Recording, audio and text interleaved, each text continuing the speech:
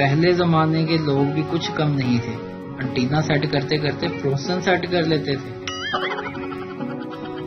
مرد جو سلوک عورت سے شادی سے پہلے کرتا ہے، شادی کے بعد بھی وہی سلوک کرے تو کوئی طلاق ہی نہ ہو، اور عورت جو سلوک مرد سے شادی کے بعد کرتی ہے، اگر شادی سے پہلے کرے تو کوئی شادی ہی نہ ہو۔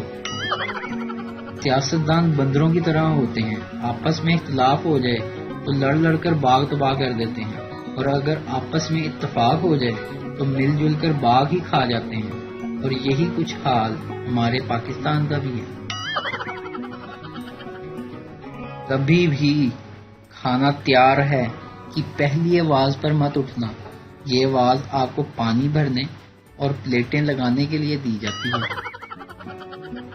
کرونا کے باعث اسکول بند ہونے کے بعد جن ماؤں نے بچوں کو گھروں پر پڑھانے کی کوشش کی، ان کی رائے میں 5ویں جماعت تک کے اساتذہ کی کم از کم تنخواہ 2 لاکھ روپے ہونی چاہیے۔ معلوم ہوا کہ ساری مصروفیات مذاق تھیں، پوری زندگی ایک ٹراؤزر اور ایک موبائل فون کے ساتھ گزاری جا سکتی ہے۔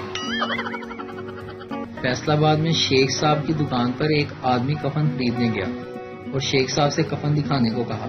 شیخ صاحب، اے دیکھو پاجی، اے کفن 3000 دا ہے تے اے کفن 5000 دا تے اے 10000 دا۔ آدمی: شیخ صاحب، یہ 10,000 والے کفن میں کیا خوبی ہے جی؟